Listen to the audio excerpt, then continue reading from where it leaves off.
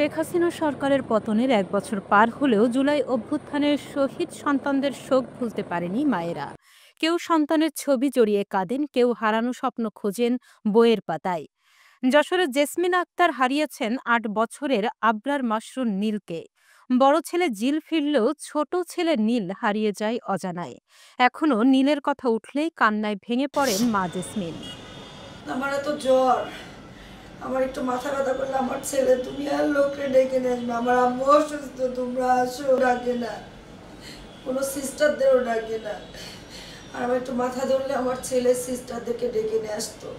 আমার আম্মু অসুস্থ, তোমরা তাড়াতাড়ি আসো। যারা জাবিরে মারা গেছে তারা সবাই কাউকে না কাউকে উদ্ধার করার জন্য, কেউ গেছে পানি দেওয়ার জন্য। এদেরকে কেন এত কিছু বলছে বা এদেরকে নিয়ে কেন এত ষড়যন্ত্র হচ্ছে আমি জানি না। আপনারা প্লিজ আমাদের সন্তানদেরকে নিয়ে এরকম খেলবেন না। আমাদের ছোট ছোট বাচ্চারা, মায়েরা এই হাত দিয়ে মা ধরে মাটি দিয়েছে, এই হাত দিয়ে। ২০২৪ সালের ৫ আগস্ট যশোরের জাবির হোটেলের অগ্নিকাণ্ডে নীলসহ ২৪ জন নিহত হন। সেই বিভীষিকাময় দিনের স্মৃতি এখনও স্বজনদের তাড়িয়ে বেড়ায়। একটা হাসি দিয়ে বলতে সামনে আমি যাচ্ছি, আমি বসে আসে ঠিক আছে স্যার আমার কোনো দ্বিতীয় কোনো কথা নেই। পরে রান্নাঘরে এসে দেখি আমার ছেলের মানে বাসা পুরো দুটো থেকে কেটে সদর হাসপাতালে 10:30 আমার ছেলের আমি খুঁজে পাইছি। তাও লাশ কাটা ঘরের থেকে আমার ছেলের আমি খুঁজে নিয়েছি কত লাশের ভিতর থেকে। আমি হাতটা আমার ছেলের খুঁজে নিয়েছি। তারপর ওর আব্বা বলছে কি ইয়াসিন তাহলে চল একটু আমরা ইসুকে ঠান্ডা ঘরে দেখে আসি। এখন আমার ইয়াসিন বলছে কি, ওর ভাই বলছে কি না ও ঠান্ডা করে থাকবে কেন, আমি তো নিজের হাতে করে লাশগুলো বের করে দিচ্ছি। তো আমার ভাইরে আমি তখন দেখতাম না, না আব্বা ও ঠান্ডা করে নিয়ে চল আমরা বাড়ি চলে যাই। তারপরে ওর আব্বা বলছে না আমার মন যেন কিরম করছে, আমি ঠান্ডা ঘরে যাবই। এখন যে ওর আব্বা যে দেখে কি যে আমার ছেলে হচ্ছে ঠান্ডা ঘরে যেখানে লাশ কাটে ওই স্ল্যাবের উপরে ও শুয়ে রয়েছে, তখন ওর আব্বা দেখে ওইখানে লাশের পরে ওর আব্বা ফিট হয়ে গেল। তখন সারা দেশের মতো যশোরেও আন্দোলনের উত্তাপ। যশোর কেন্দ্রিক এই আন্দোলনের নেতৃত্বে ছিলেন শিক্ষার্থী রাশেদ খান। পরে বেনাপোল স্থলবন্দর অবরোধ করে শিক্ষার্থীরা। দাবি ছিল একটাই, শেখ হাসিনার পদত্যাগ। আমরা এই যশোর জেলার আন্দোলনকারী হিসেবে বা বৈষম্যবিরোধী ছাত্র আন্দোলনের নেতৃত্বদানকারী হিসেবে এতটুকু চাই যে উদ্দেশ্যে যেই এইখানে অগ্নিকাণ্ড ঘটাক না কেন তাদের প্রকৃত দোষীদের আসলে আমরা বিচার চাই। কারণ এটা শুধু একটা দুর্ঘটনা বলে পাশ কাটিয়ে যাওয়ার কোনো সুযোগ নেই। এখানে প্রায় 24 জন মানুষ নিহত হয়েছে এবং অগণিত আরও অনেকেই আহত বা নিহত থাকতে পারে। কিন্তু ৫ আগস্ট দুপুরে পরিস্থিতি একেবারে বদলে যায়। শেখ হাসিনার পলায়নের খবরে যখন দেশ জুড়ে আনন্দ, ঠিক তখনই যশোরে ঘটে জাবির ট্র্যাজেডি। আকাশ কালো ধোঁয়ায় ছেয়ে যায়, আগুনের শিকার হয় শহরের অন্যতম বিলাসবহুল জাবির হোটেল। আমরা যখন আমাদের সার্কিট হাউস এরিয়াটা পার করি তখন থেকে আমাদের চোখের সামনেই ভাসতে থাকে এই স্ফুলিঙ্গ, এই ভয়াবহ, এই বীভৎস অগ্নিকাণ্ড। আমরা তখন 10 থেকে 15 মিনিট পর আমরা এইখানে উপস্থিত হতে সক্ষম হই। আমরা এসে দেখি মানুষের আহাজারি, মানুষের কান্না, মানুষের বীভৎস একটা চেহারা, একটা থমথমে পরিবেশ। তৎক্ষণিক এইখানে কোনো সরকারি সহযোগিতা, প্রশাসনের সহযোগিতা কিছুই আমরা লক্ষ্য করি না।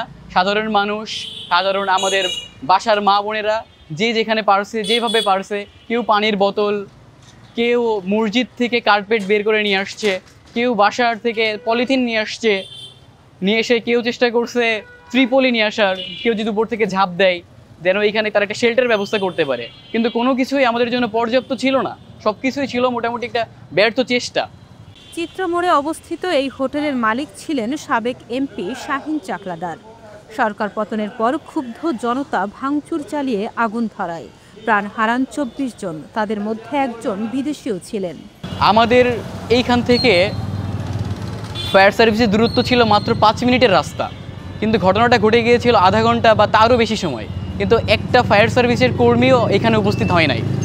সকল সাধারণ শিক্ষার্থী, সাধারণ মানুষ যে যার মতো ঝাঁপিয়ে পড়ে সাহায্য সহযোগিতা করার জন্য, জীবনের প্রাণ ভয় সব কিছু ভুলে তারা এই অগ্নিকাণ্ডের এই জাবিরের মধ্যে প্রবেশ করে। আমার বন্ধু, আমার ভাই, আমার ছোট ভাই, বিভিন্ন শ্রেণী পেশাজীবীর মানুষ সাহায্য সহযোগিতার জন্য এগিয়ে যায়। 1 বছর পার হলেও নিহতদের ঘিরে নতুন বিতর্ক শুরু হয়েছে। পরিবারগুলো বলছে তাদের শহীদ সন্তানদের এখন দুর্বৃত্ত বলে চালানোর চেষ্টা হচ্ছে।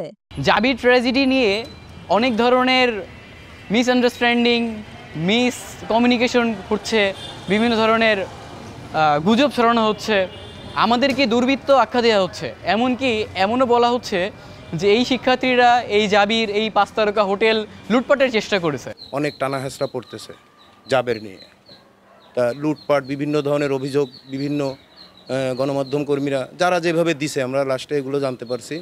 কিন্তু আমার প্রশ্ন হচ্ছে যে এটা একটা পরিকল্পিত হত্যাকাণ্ড। সবাই দেখছে, যশোরবাসী সারা দেশবাসী দেখছে যে একটা 5 তারকা হোটেলে 20 তলা হোটেলে তাদের পরিশ্রম কর্মী তো 10টা থাকে মিনিমাম, তা তাদের একটা লোক মরল না, যে কয়জন ভিতরে গেল ঠিক সেই কয়জনই মরল।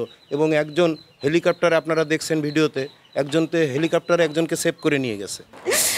আমি চাই যে আমার সন্তান ছাত্র ছিল, আরও মায়ের সন্তান ছাত্র ছিল, ন্যায্য বিচারটা যে আমাদের সন্তানরা শহীদ হয়েছে, যে শহীদের মর্যাদাটা সেটা যেন আমাদের সন্তানরা পায়। আমাদের সন্তানরা যেন মিথ্যা অপবাদ নিয়ে যেন নাই হয়, সেটাই চাই আমরা আমাদের সন্তানদের। এদিকে যশোরে আন্দোলনরত কেউ সরাসরি নিহত না হলেও ঢাকায় যশোরের 3 শিক্ষার্থী শহীদ হয়েছেন। জেলা প্রশাসকের তথ্য মতে জাবিরের নিহতদের শহীদ মর্যাদা দেওয়া হয়েছে এবং গঠিত হয়েছে নতুন তদন্ত কমিটি। আপনার 5ই আগস্ট 2024 সালে গণ অভ্যুত্থানের পরে আমাদের যশোর জেলার যারা আহত এবং শহীদ যারা জুলাই যোদ্ধা ছিলেন তাদের যাচাই বাছাই প্রক্রিয়ার জন্য আমাদের একটা জেলা কমিটি করে দেওয়া আছে। সেখানে আমাদের ছাত্র প্রতিনিধি 2 জন আছেন। তো আমরা যাচাই বাছাই করে প্রাথমিকভাবে আহতদের একটা তালিকা করেছি এবং শহীদদের একটা তালিকা করেছি। সেখানে আমাদের ঢাকায় 3 জন শহীদ হয়েছেন আমাদের এই জেলার, তার মধ্যে আবদুল্লাহ আছেন, জাবের, ইমতিয়াজ আছেন, তৌহিদ আছেন। অন্যদিকে হোটেলে অগ্নিকাণ্ডের ঘটনায় শাহিন চাকলাদারের আত্মীয় তৌহিদ চাকলাদার 200 জনের নামে মামলা করেন। আন্দোলনকারীরা এটিকে মরণ ফাঁদ মনে করলেও পুলিশ জানায় 6 জন সন্ত্রাসীকে গ্রেপ্তার করা হয়েছে এবং পূর্ব পরিকল্পনার বিষয়টি খতিয়ে দেখা হচ্ছে। জাবির কাণ্ডে যশোরের কোতোয়ালি থানায় একটি মামলা রুজু হয়। মামলা রুজুর ক্ষেত্রে আমরা এখনও পর্যন্ত 6 জন আসামিকে আমরা এই মামলায় গ্রেপ্তার করছি। তাদের প্রত্যেকেরই পিসিপিআর যশোরের অনেকগুলা করে মামলা আছে, বিশেষ করে নাশকতার মামলা, বিস্ফোরকের মামলা, অস্ত্র মামলা। তারা সবাই যশোরের শীর্ষ সন্ত্রাসী। তাদেরকে আমরা এই মামলায় প্রাথমিকভাবে মনে করেছি তারা ঘটনার সাথে জড়িত থাকতে পারে। এদিকে গত 11 জুলাই শহীদ পরিবারের সঙ্গে মতবিনিময় সভায় এনসিপির মুখ্য সংগঠক হাসনাত আবদুল্লাহ বলেন, নির্বাচনে সংস্কার না হলে এই মামলায় অনেককেই জঙ্গি বানিয়ে ফাঁসানো হতে পারে। আপনার যদি সংস্কারবিহীন আবার একটা পট পরিবর্তনের সাজানো নির্বাচনের দিকে আমরা যাই, তখন আপনাদের কি অবস্থা হয়? এবং সেটার একটা মরণ ফাঁদ আপনাদের সামনে আছে, সেটা হচ্ছে কি আপনাদের জাবিরের যে মামলাটা দেওয়া হয়েছে, এই সবাইকে জঙ্গি মামলায় হচ্ছে তখন দেওয়া হবে। সেজন্য এটার বিষয়ে আমরাও কথা বলবো এবং আপনাদেরকেও কথা বলতে হবে। 8 বছরের নীল কিংবা 16 বছরের ইউসুফ ফিরে আসবে না আর। পরিবারগুলো চায় শহীদ সন্তানদের নিয়ে আর যেন কোনো রাজনীতি না হয়, রাষ্ট্র যেন তাদের প্রাপ্য সম্মানটুকু দেয়।